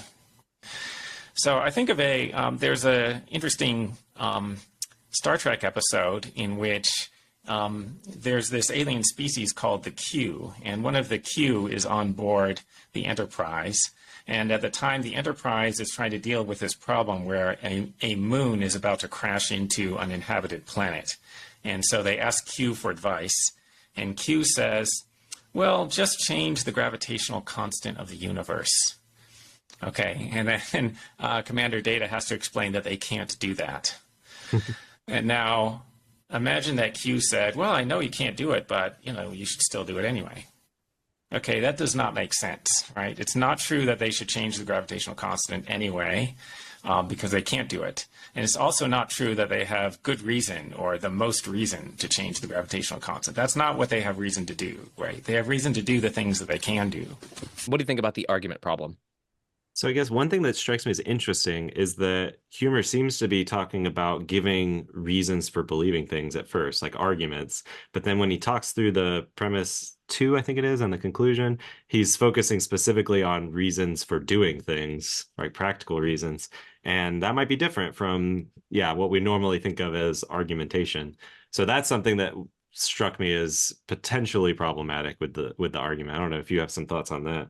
Yeah, I mean, I wrote down like seems to be kind of confusing epistemic and practical reasons. I mean, so for the audience, an epistemic reason for P, so for like believing P, or we could even say an epistemic reason for like the content of the belief that P, is basically something like a consideration that provides justification or support or evidence for the content of the belief. And whether some consideration is evidence for the content of the belief doesn't seem to depend on whether we have like alternative courses of action or belief available to us. So for instance, like the fact that plants receive water flourish while water deprived plants in otherwise identical conditions languish, that fact would still provide evidence that plants need water to flourish, even if determinism were true and we could never act or believe differently than we in fact do. I mean, that's just irrelevant to the evidential support relation between those propositions. There could still be evidential support relations between propositions, and so argumentation and basing our beliefs on arguments, like even if determinism is true, so it seems to me. And I guess just more generally, epistemic reasons don't seem to require leeway, either in action or in belief. Like even if some flat earther is blinded by bias and consequently rendered unable to change their belief in a flat earth, even when presented with photos and various other facts, seems like they still have reason to think that the earth is round, or at least at the very least that there are reasons.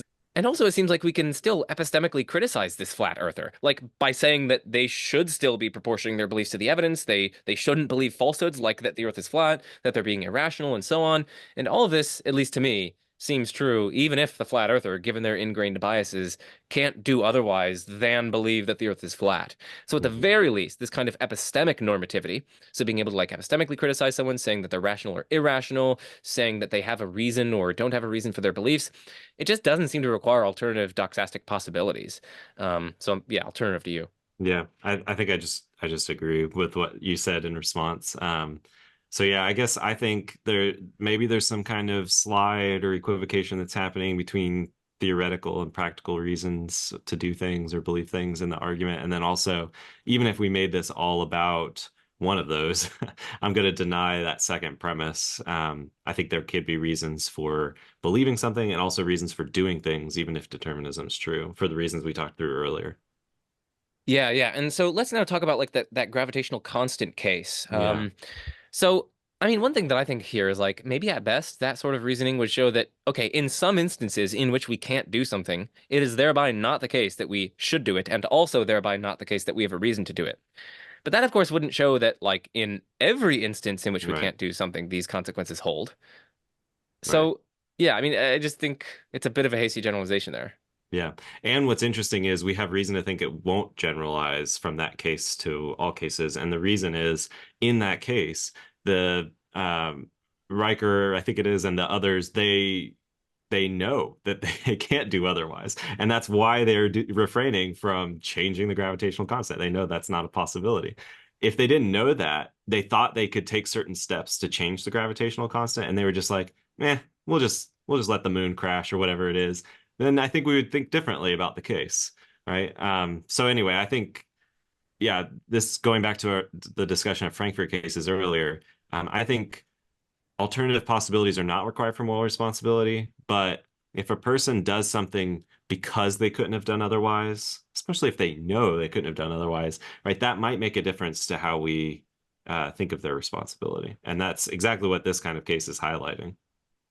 Yeah, and there are even other reasons for thinking that it wouldn't generalize are precisely the cases in which we judge that, or at least some of us are inclined to intuitively judge that someone doesn't have alternative possibilities, and yet they still should have done what they did or should have done otherwise, we can say. And we gave some of those cases earlier, right? Hmm. With the Tom Kelly's case of hacking off the arm, the Nomi Arpali case, the case of like the mother who couldn't but care for the infant and so on.